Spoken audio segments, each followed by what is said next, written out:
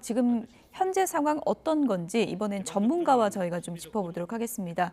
국가감염병 위기대응 자문위원장이시죠. 정기석 교수 나오셨습니다. 어서 오세요. 안녕하십니까. 더블링은 좀 주춤하지만 지금 걱정이 중환자 수가 되게 많아졌잖아요. 그 숫자는 우리가 알고 있는 지표의 곱하기를 하면 나오는 거거든요. 지금 6만 명, 7만 명 나오고 있는데 매일매일 발생한 숫자에 곱하기 0.13% 지금까지 13%를 곱하면 언젠가 그 숫자는 중환자로 갈 것이고 0.07%를 곱하면 그분들은 안타깝게도 돌아가실 거다. 그런 계산이 나옵니다. 그러니까 그 비율이 갑자기 높아진 것은 아니라는 말씀이신 것이죠? 사실은 오미크론 쭉 해서 많은 사람들이 앓으면서 그 네. 숫자가 조금씩 낮아지고 있죠. 네. 그러니까 우리나라의 누적 사망률은 0.13%인데요. 최근 사망률은 0.07%이죠. 굉장히 많이 낮아졌습니다. 아, 네. 어제 오늘 그 줄었고 조금 몇천 명씩 줄었고 오늘은 6만 명대로 내려갔고 버블링 현상이 이틀째 멈췄고 이건 좀 유의미한 지표로 받아들일 수 있습니까? 아니면 안심하기 이른 겁니까? 그냥 올라갈 겁니다, 앞으로. 왜냐하면요. 일단 한번 유행이 시작되면 그냥 이 정도 선에서 멈추기는 어렵습니다. 지금 특히 잘 아시다시피 BA5번이 이제 절반을 넘어서게 되거든요. 네. 다음 주나 그쯤 되면 이제 50% 넘어섭니다. 그러면 그것이 계속 주당 10%포인트씩 올라가게 되면 과거에 우리 경험에서 봤듯이 델타나 일반 오미크론에서 봤듯이 환자가 따라 늘죠. 근데 이제 진짜 걱정은 2.75가 지금 이제 하나씩 둘씩 발견이 되고 있습니다. 2.75가 언젠가 또 BA5번 같이 10%를 넘어서 또 이제 20%, 30% 하면서 BA5번과 경쟁적으로 올라갔을 때가 그때가 좀 조금 더 많은 유행을 올 수 있다 그렇게 우려를 합니다. 네, 오미크론 변이 이제 BA5가 지금 상당히 이제 퍼지고 있는 그런 상황인데 BA5가 재감염률이 높다고 하던데 다른 나라랑 비교했을 때도 우리나라가 그보단 낫다 이런 또 분석도 있더라고요. 네, 지금 재감염률은 각 나라마다 다 많이 다른데요. 우리나라는 지금 전체적으로 최근에 나오는 재감염률은 3%가 조금 안 됩니다. 2.88%인데요. 네. 실제로는 그 전에 걸렸던 사람을 다 합치면은 1,800여만 명이 걸렸는데 그 중에 7만 명밖에 재감염이 아닌 거죠. 그렇지만 최근 들어서 조금 더 증가하고 있기 때문에 그 이유는 역시 이 아류가 자꾸 생기면서 BA5번, BA2.75가 생기면서 자기네들끼리도 조금 면역을 잘 못 만든다. 예를 들어 BA2번에 걸려도 BA5번에 또 걸릴 수 있다는 그런 참 안타까운 일이 좀 생기고 있어서 재감염의 위험은 지금보다 조금씩 더 올라갈 가능성이 있다 그렇게 보고 있습니다. 네. BA2.75 켄타우로스 이것이 이제 그 전파력이 BA5보다도 훨씬 더 높다고 하는데 어제 두 번째 확진자는 인도 갔다 왔다고 하니까 그런가 보다 했는데 오늘 이제 안 갔다 온 세 번째 확진자 나왔거든요. 지금 많이 퍼져 있을 가능성도 있는 겁니까? 그렇습니다. 첫 환자가 지역사회 감염이었고요. 네. 두 번째는 뭐 인도인이고 세 번째 또 지역사회 감염이죠. 근데 다행인 것은 세 분 다 아주 경증이에요. 나중에 발견되긴 했지만 별일 없이 이제 끝나는 그런 거긴 하지만 두 사람이나 특히 인천 지역에서 나왔다는 것은 인천 지역의 2.75가 일정 부분 지금 퍼지고 있다. 그렇게 인정을 해야 되죠. 예.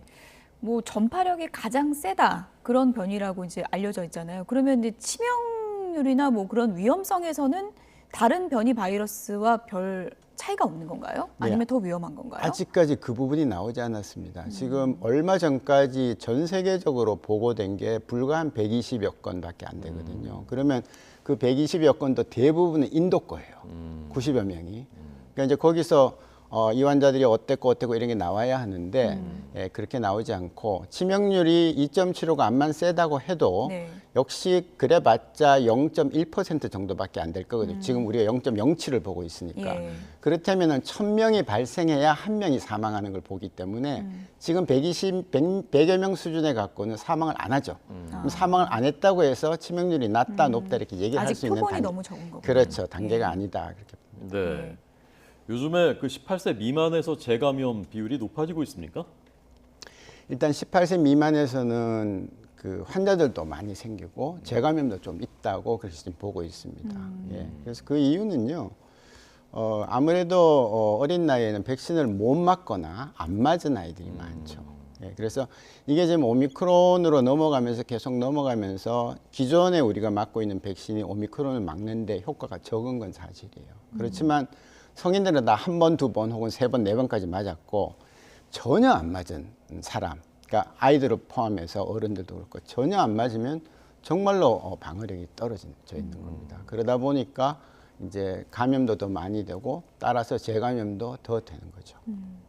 어쨌든 지금 상황에서는 지금까지 나는 코로나 피했다, 한 번도 안 걸렸다 했던 분들이 어떻게 보면 가장 감염 가능성이 좀 높다고 볼 수 있는 건가요? 어떻게 보십니까? 그럴 수밖에 없습니다. 예, 아무래도 개인적인 면역의 차이가 있기 때문에 백신을 제대로 맞고 한 번 걸렸던 사람들에 비해서는 당연히 안 걸렸던 사람이 면역이 약할 수밖에 없는 것이죠. 네. 또 역설적으로 안 걸린 사람은 본인도 모르게 걸렸는데 넘어갔을 수도 있고 또 선천적으로 면역이 조금 더 강한 사람들이 있습니다. 코로나에 좀 강한 사람들이 있습니까? 예, 어떤 종류의 감염이 들어오더라도 면역이 좀 강한 사람들이 있기 때문에 이제 뭐 그런 건 예외로 치고 여전히 이 안 걸린 분들이 걸릴 확률이 많고 그 숫자는 지금 재감염의 비율을 보더라도 지금 다 새로 걸리는 사람들이지 걸렸던 사람이 또 걸리진 않고 있거든요. 네. 50대로 이제 4차 접종 대상이 확대됐습니다만은 여전히 안 맞고 있는 그 국민들이 굉장히 많고요. 예. 4차 접종이 정말 필요한 거냐에 대해서도 이제 이 설왕설래들이 있다 보니까 확신을 못 가는 것 같습니다. 어떻게 조언하시겠습니까?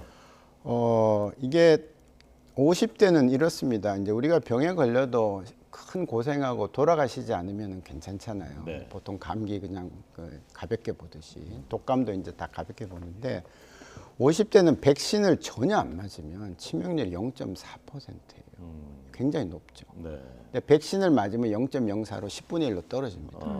그래서 50대에 백신을 이제 3차 맞은 분들 4차를 맞으라는 것은 3차, 4차 사이에 아주 대단하게 크게 위험을 낮추는 효과가 있는 것보다는 50대쯤 되면 기저질환이 없다고 주장하는 분들도 검사해보면 기저질환이 있어요. 예, 당뇨 없다 하는데 검사해보면 당뇨 있거든요. 이제 막 시작하는 거죠. 네. 혈압도 괜찮다니 혈압이 들쑥날쑥하죠. 그러면 그분들은 코로나에 더 잘 걸린단 말이에요.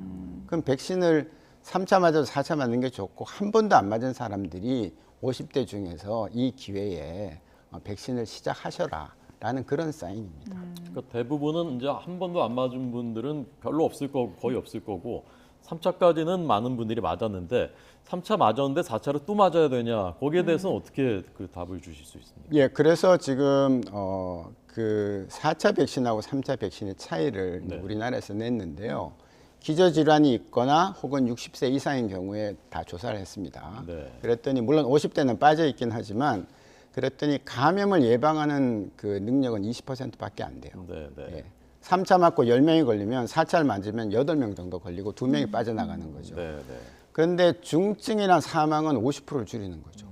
예, 3차 맞은 사람이 중환자실 10명이 간다고 하면 4차 맞은 사람은 중환자실 5명밖에 안 가고 3차가 10명이 돌아가시면 4차 맞은 사람은 5명밖에 안 돌아가시는 거죠. 네. 예, 그래서 그런 나쁜 확률을 절반으로 줄일 수 있는데 왜 안 맞으시냐라는 거고 그럼 50대는 무슨 근거가 있느냐라고 얘기하시겠지만 예.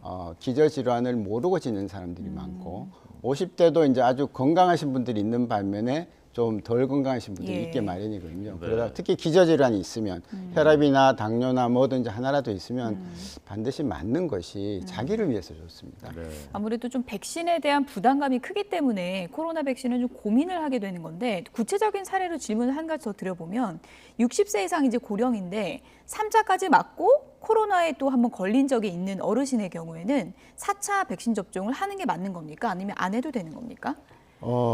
이제 사람마다 다르지만 예. 지금 질병청의 입장은요, 3번 맞고 그다음에 코로나 또 걸리고 3개월이 지나면 4차를 맞으시라 이렇게 말씀을 드립니다. 예.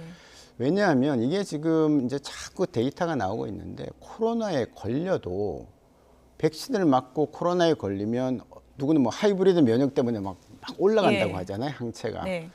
근데 잘 안 올라가는 거예요. 아, 그래요? 네. 예. 그래서 그 튼튼하게 아마 항체가 굉장히 많을 걸로 예상은 하지만 그렇게 많지 않다는 것이 일반적인 관측입니다. 그래서 본인이 정말 나는 너무 자신이 있다 하면은 모르겠지만 그렇지 않으면 특히 60대라면 한 번 맞고 추가로 더 맞아주시는 게 필요하다 그렇게 봅니다. 예, 걸렸더라도 맞는 게 좋다. 네, 그렇습니다.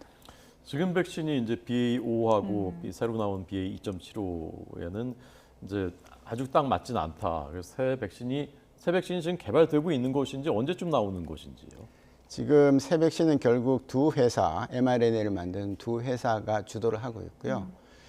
미국에서 BA1, 지금 이제 두 회사가 원래 있던 오리지널 바이러스, 중국에서 처음 나온 바이러스하고 BA1을 갖고 콤비네이션으로 만들었습니다. 이가 백신이라고 얘기를 하죠. 예. 그래서 이가 백신을 잘 만들었는데 그 다음에 이 바이러스가 또 도망을 갔죠. BA1, 2에서 4, 5번으로 가버렸습니다. 그래서 미국에서는 4번, 5번이 섞인 걸 만들어라. BA1을 빼고 이렇게 권고를 했습니다. 그랬더니 두 회사 중에 한 회사는 이제 만들겠다고 시작을 했고 한 회사는 만들긴 하지만 BA1으로 만든 이가 백신, 원래 바이러스와 BA1을 섞어서 이가 백신을 만든 것도 BA5번의 효과가 있다 이렇게 주장을 하기 시작한 거예요. 네, 그래서 이 얘기가 나온 지가 며칠 안 됐습니다. 저도 그 얘기를 발표하는 자리에 있었는데요. 그래서 이 부분은 질병청과 식약처와 또 관련 보건당국들이 조금 더 세세하게 검토를 해서 도입을 생각해 봐야 됩니다.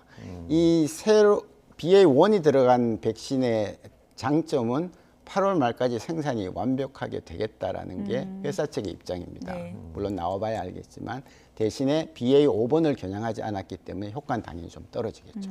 그래서 우리는 효과 좀 떨어지지만 새로운 백신을 일찍 도입해서 맞을 것인가 아니면 우리가 지금 제일 많이 앓고 있는 BA5번을 겨냥한 백신이 나올 때까지 그동안 관리를 하다가 그때 맞을 것인가라는 그런 중대한 결정을 해야 될 때가 이제 오고 있습니다.